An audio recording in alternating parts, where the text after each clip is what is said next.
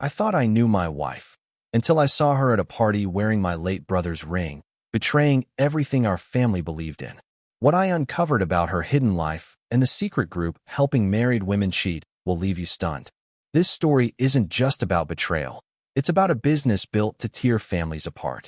My name's Dale Harrison. I'm 42, and this is how I learned that the woman I trusted completely had been playing a game I never even knew existed. I met Brittany 12 years ago at a tech conference in Denver. She worked in marketing, and I was expanding my co-working spaces beyond the 2 offices my father had left me. She had this spark, an energy that made you feel like the only person in the room. Within 6 months, we were living together. 2 years later, we were married, expecting our first child. We built a good life. I grew the business to 6 locations across Colorado, and Brittany launched her own event planning company. When Haley was born, and then Elijah 3 years later, it felt like everything was perfect. A home in the suburbs, 2 cars, college funds, the American dream. Then my brother Kevin died in a motorcycle accident 2 years ago. One minute he was texting me about bringing his son Noah to our 4th of July barbecue. The next, I was getting a call from Denver General telling me he was gone. Kevin was 40, a single dad raising Noah after his ex-wife moved to California. Taking Noah in wasn't even a question. Kevin had been my business partner in our IT consulting branch and my best friend. Noah barely spoke for 3 months. The kid had lost everything. That's when Brittany started to change. She'd always been outgoing, but after Noah moved in, she began going out more. "I need space to breathe," she'd tell me. 3 kids is a lot, Dale. I need my friends more than ever." I understood, at first. We'd gone from 2 kids to 3 overnight, and Noah needed therapy, attention, and patience. But looking back, taking Noah in gave Brittany the excuse she'd been waiting for, to start living a life that didn't include us. If I'd known then what I know now, I would have paid more attention to those credit card statements I ignored. I would have asked who these new friends were she kept meeting for drinks. I would have noticed how much more effort she put into her looks when she went out than when she stayed home. But I trusted her. After all we'd been through, I thought that kind of trust meant something. I was wrong. The first real red flag appeared 6 months after Noah came to live with us. I was sorting through Kevin's belongings, deciding what to keep for Noah when he was older. It was painful. Photos, letters, his cologne that still smelled like him. Then I found our father's ring, an old gold band that had belonged to my grandfather, then my dad, then Kevin as the eldest. Dad gave it to him at 21, and Kevin wore it every day. It wasn't a wedding ring, but it symbolized family, tradition, legacy. Kevin always joked that whoever had the ring was responsible for keeping the Harrison name strong. When I showed it to Brittany, her eyes filled with tears. "Dale," she said softly, "this should go to Noah when he's older, right?" "It's his father's ring." I agreed, but Noah was only 9. Too young to understand, too young to care for something so important. "Maybe you could keep it for him," I told her. Her face lit up. "You'd think I'd just proposed again." She slipped it onto her right hand.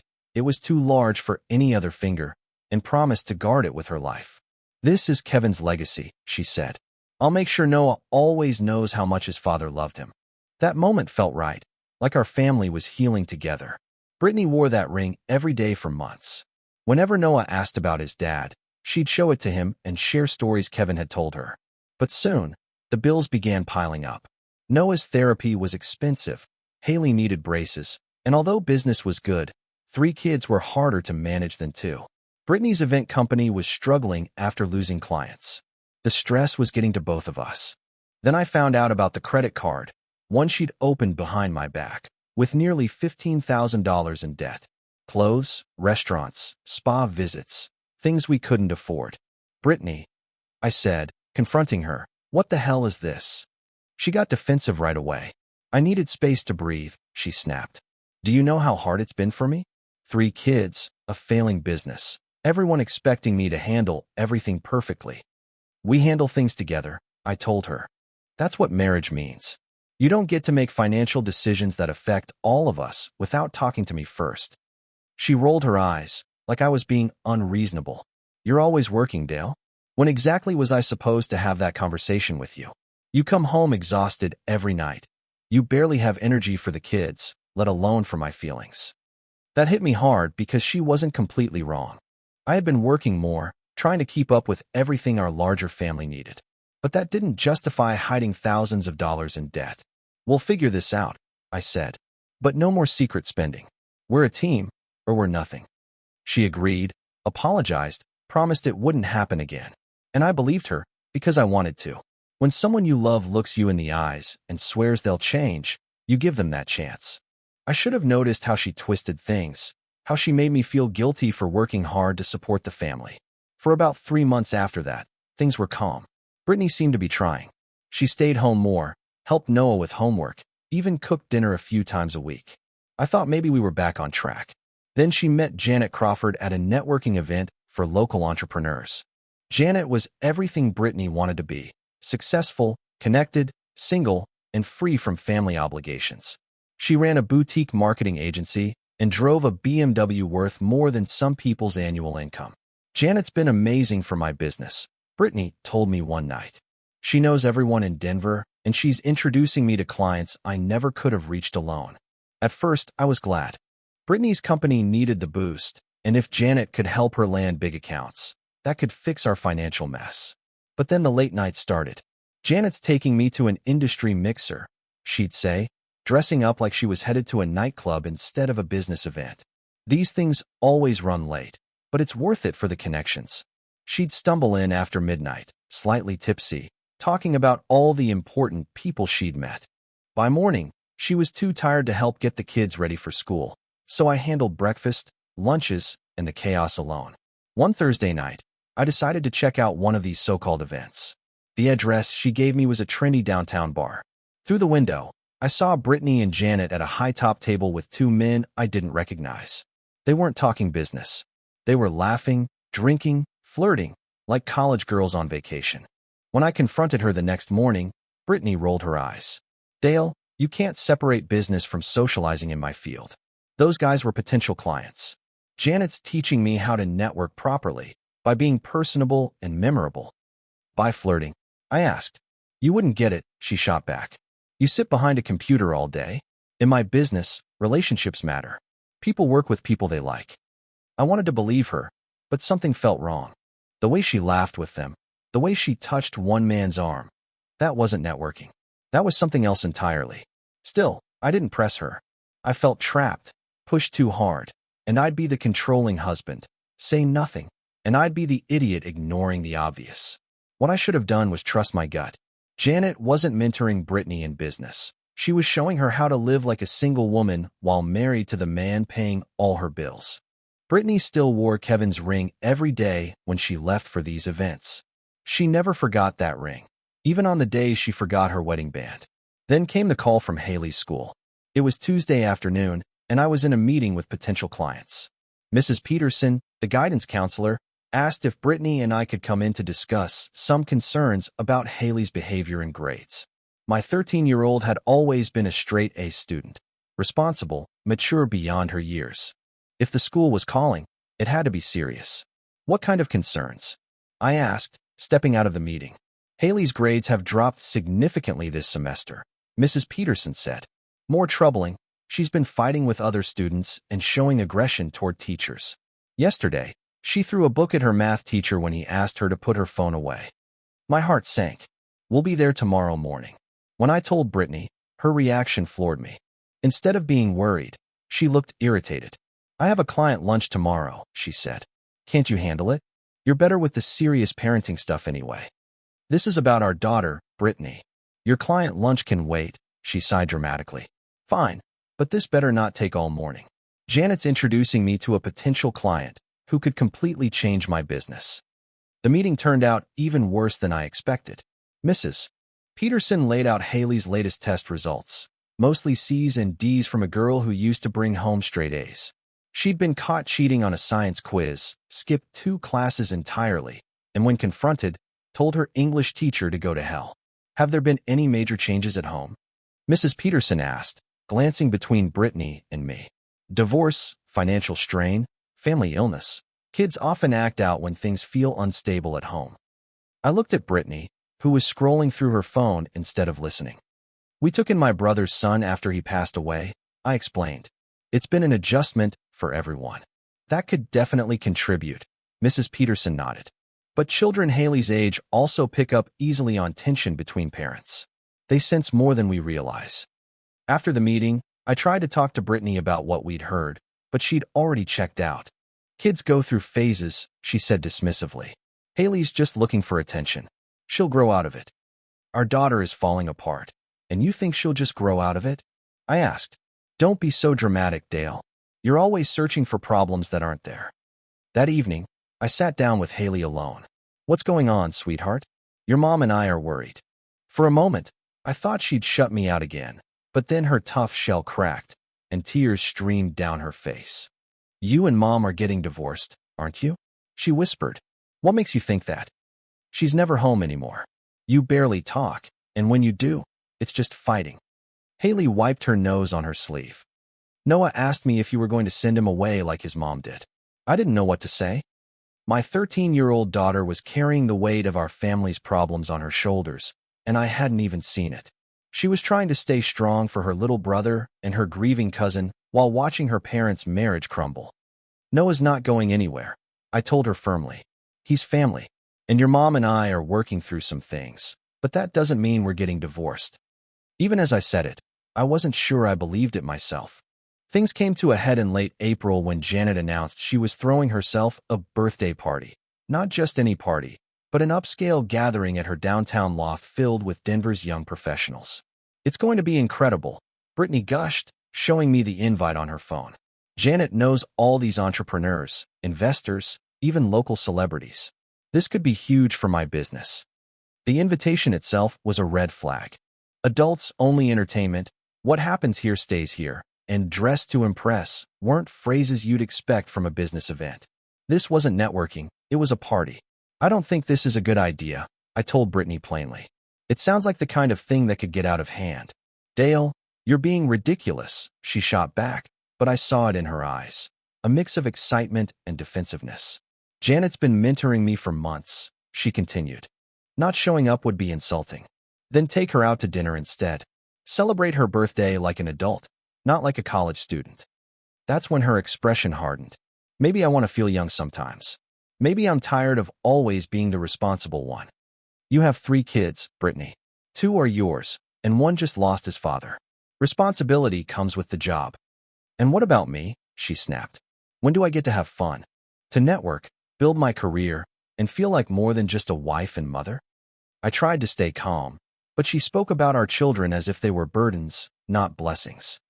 You can do all of that without going to parties designed to put people in compromising situations. You don't trust me, she said, and there it was, the accusation I'd been dreading. It's not about trust, I told her.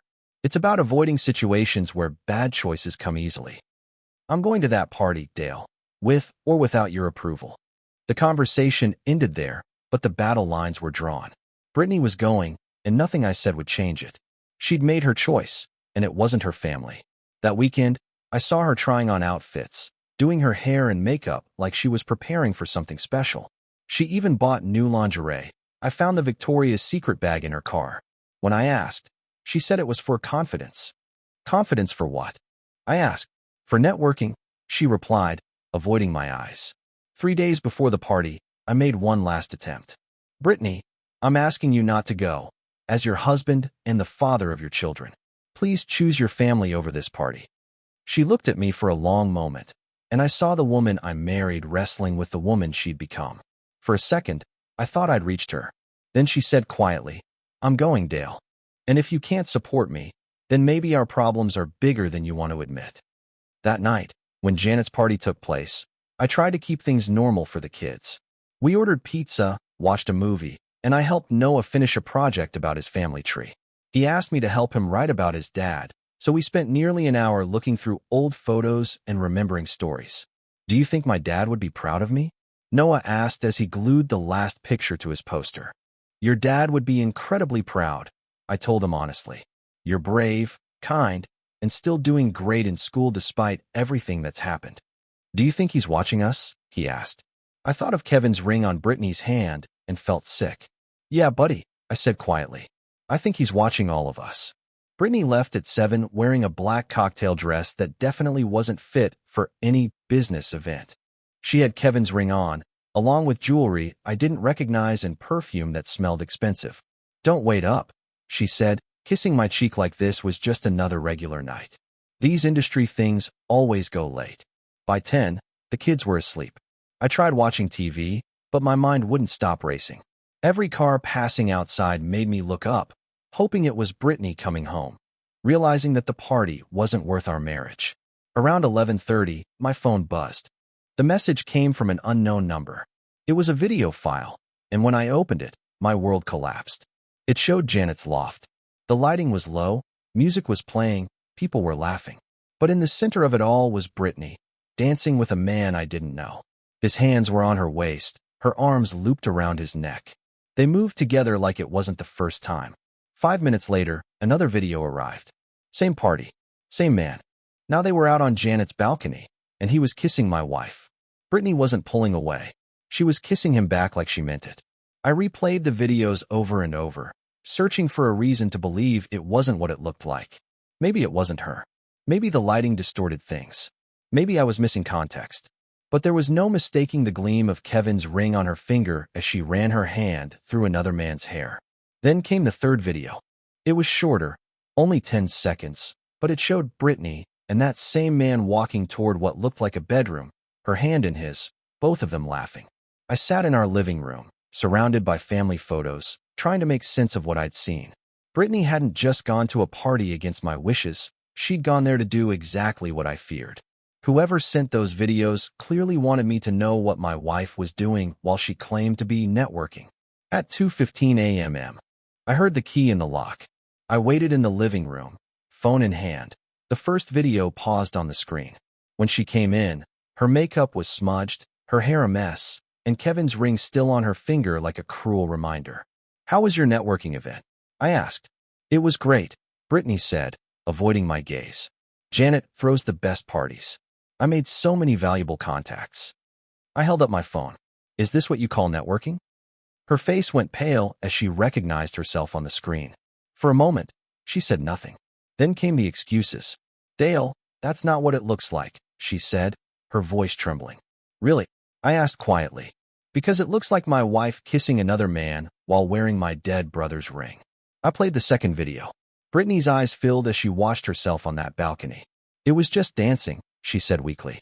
"Everyone had been drinking, it got out of hand." "There's a third video," I told her flatly, "of you walking into a bedroom with him." Her face drained of all color.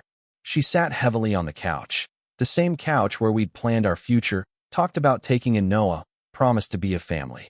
"Who sent you these?" she asked. "Does it matter?" I said. "What matters is you went to that party knowing exactly what could happen. You chose this." "It was a mistake," she said, tears running down her face. "I was drunk and I felt ignored." "Stop," I said sharply. "Don't blame alcohol for what you decided while sober. You bought new lingerie for that night. You planned this." For the first time, her expression hardened. The tears vanished, replaced by something cold. "Fine," she said. "You want the truth? I'm done with this life, Dale. I'm sick of carrying everyone's problems. I'm sick of living with your dead brother's kid. I'm tired of pretending I'm happy playing house." "Our house," I corrected quietly. "Noah lives in our house because he's family."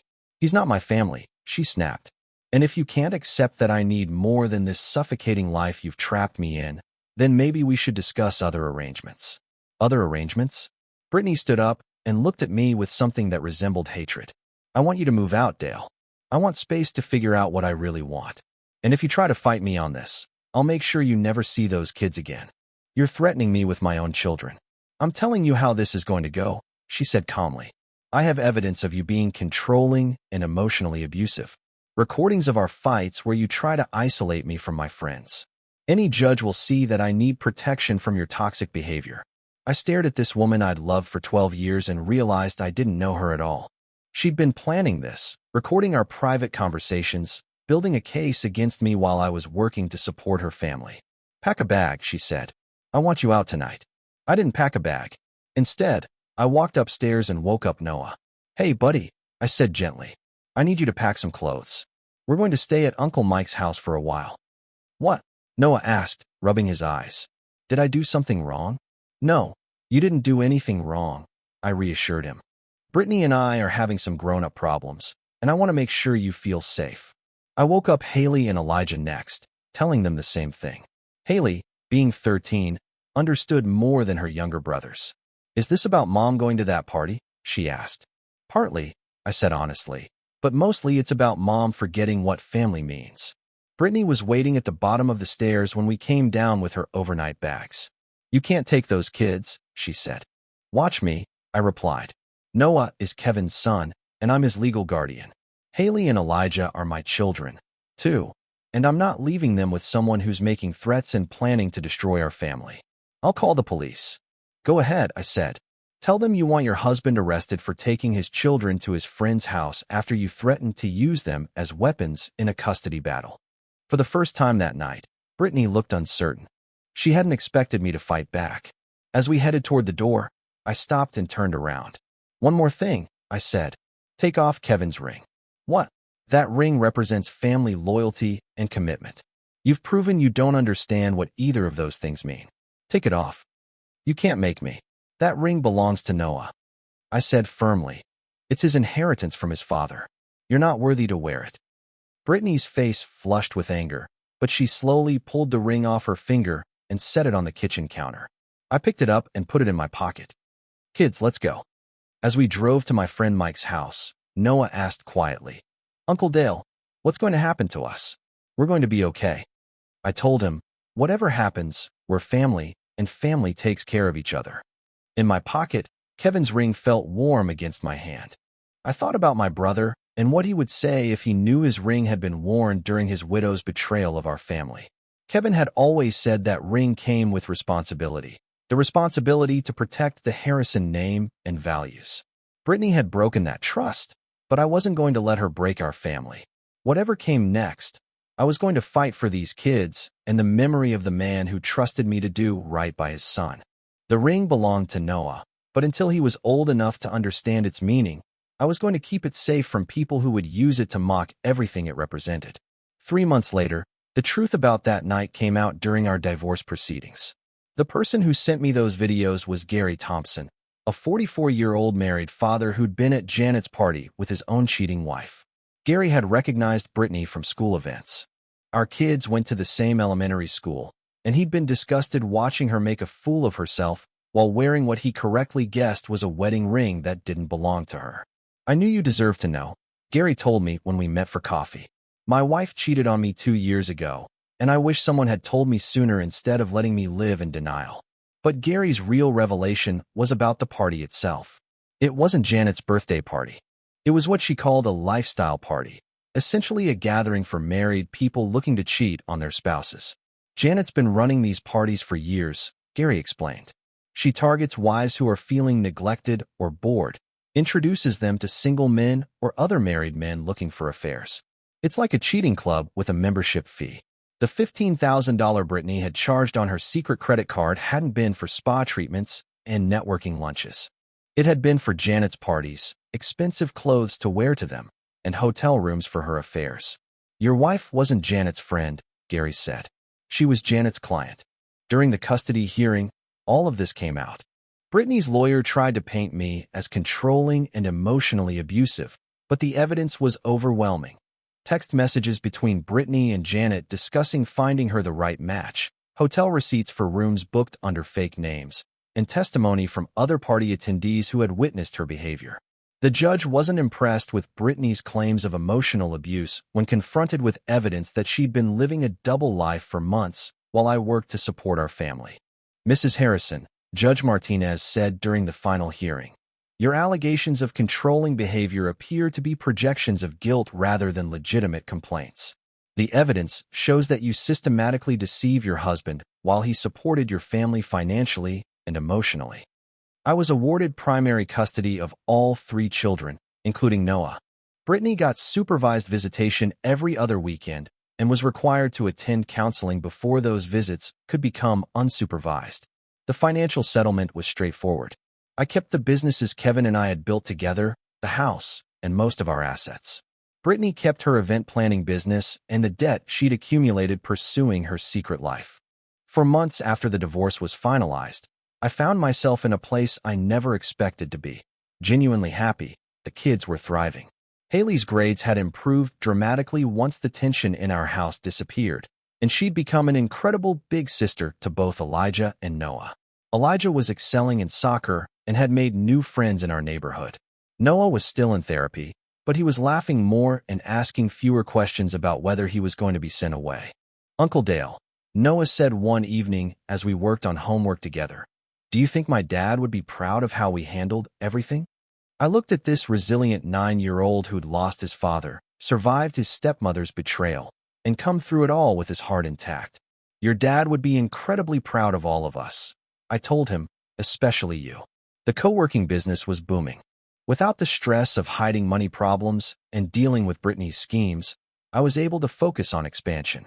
We'd opened 2 new locations and were considering franchising opportunities. Kevin's ring sat in a safe deposit box, waiting for Noah to turn 18. Until then, it was protected from anyone who might use it for purposes that would dishonor what it represented. I'd started dating again. Nothing serious, but I was learning to trust my judgment about people. The experience with Brittany had taught me to pay attention to actions rather than words, to notice when someone's behavior didn't match their promises. One Sunday afternoon, while the kids were playing in the backyard, I got a text from an unknown number. It was Brittany asking if we could talk about working things out for the sake of the children. I showed the message to Haley, who was now 14 and wise beyond her years. "What do you think, Dad?" she asked. "I think some bridges are meant to stay burned," I said, deleting the message. "We're doing just fine without her drama." Haley smiled and went back to helping Noah with his science project. Outside, Elijah was teaching Noah how to throw a football properly. This was my family now. Not the family I planned on, but the family I'd chosen to fight for when it mattered most. We'd been tested by betrayal, manipulation, and threats, but we'd come through it stronger. Kevin would have been proud of what we'd built from the ashes of what we'd lost. His son was safe, loved, and growing up surrounded by people who understood what family loyalty really meant. Sometimes the best revenge is simply building a better life without the people who try to destroy the one you had.